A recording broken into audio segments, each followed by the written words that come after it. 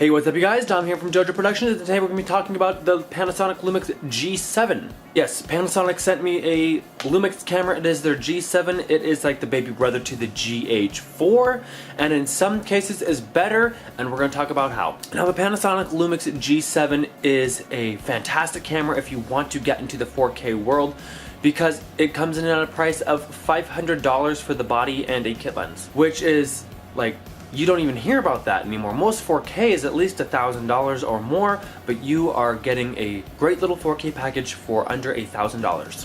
What is all the screaming hype about 4K? Well, 4K is 4 times as much detail as 1080p, as like the T3i or the Nikon D5200 or all those other kind of cameras you're gonna shoot.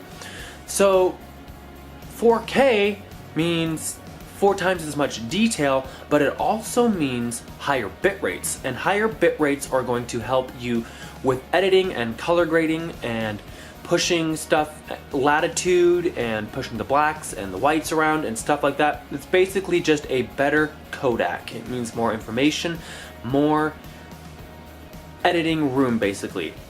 And speaking of editing room, yes, dynamic range from this camera is fantastic. I'm seeing at least 13 stops out of this little sensor, which is incredible. And the reason it does get this much dynamic range is because of the Cine D style, which is very flat, but then I also customize it so it's even flatter. Let's take a look at the camera now, the body itself. So here we have the camera. It's very small. It's a micro four thirds sensor, which means it is twice as small as a full frame sensor and about 1.5 or 1.7 times smaller than a APS-C crop sensor. But that's okay because it's still a very sharp sensor. It has no anti-aliasing filter, so images are going to be sharp, but you might see some more aliasing. That's the problem. Taking a look here, we have a tilty swivelly screen. It is touch sensitive. It's very good, very accurate. And it's very, very crystal clear. It's bright, so that does help in sun, but if you're going to be shooting in the sun, the electronic viewfinder is the way to go. It is a lot more accurate, and you just don't get any glare from the sun. Taking a look at the side with the screen on it, we only have a mic port, and that's it. Let's take a look at the back of the camera. The back of the camera is full of buttons that are basically all customizable. It's incredible how many customizable buttons are on this camera. Yeah, no, I just have never seen a camera with this many customizable buttons. My D7200 doesn't even have that many customizable buttons. It's ridiculous. Taking a look at the top here, we see that we have 2 mode dials. One is the shooting speed for stills, so single frames, continuous frames, and 4K images would come out to an 8 megapixel still, and it shoots 40 frames per second. There's also self-timer mode and a couple of other things. Looking at the main mode dial, you see you have your usual stuff. The aperture priority, shutter priority, manual, movie is in manual, but it's also got a couple of other little modes that I have not dealt with before, like panorama and stuff like that. I'll probably be playing those a little bit more when I'm doing more stills. You see an on-off switch button there. You see a rotating dial with a button in the middle of it. That is another customizable button, which is impressive. You see a record button, and then next to the record button is another customizable button. Again, ridiculous. Taking a look at the front of the camera, again, you do have the micro four thirds sensor, you have the Lumix, you have the G, you have the little L on the bottom, you have the lens release, and you see another rotating dial. That's going to control your aperture, and you also have the shutter button for stills. But it also activates the record button in movies. Take a look at the side of the grip here with the hand-holding grips. You see that it's just an HDMI port, and I think there's a USB port in there too. Now for the bottom of the camera, you see that the bottom, it's just your usual bottom. It has a tripod mount, and then there's also the door for the battery, but also the SD card slot is there, which could be kind of a problem, especially if you have your camera rigged. You'd have to take the whole rig apart and switch out batteries or an SD card, which is kind of a problem. The lens with the camera is actually very good for a lens, especially a cheap kit lens, because it's very sharp, surprisingly. The lens that does come with it is a 14-42, 3.5 to 5.6. and it does really well. If you're not upgrading to another lens, this is just a perfect lens.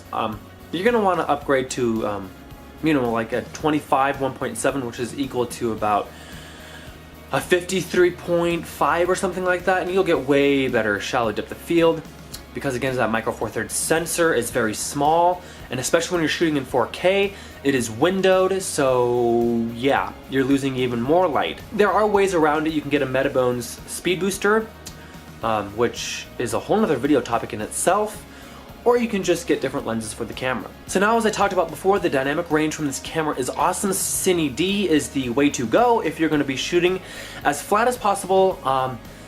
Now here is some flat versus graded footage that I want to show you. So again, flat versus graded is just the flat footage, raw Cine D, versus the cinematic edited that I would do. By the way, low light performance on this camera is pretty damn good.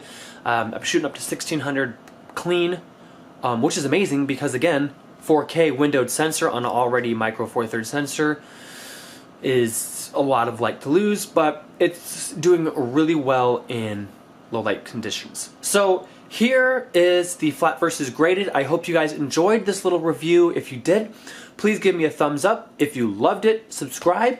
Leave a comment in the section below and I will be sure to answer that for you. And until then, I will see you guys later. Bye.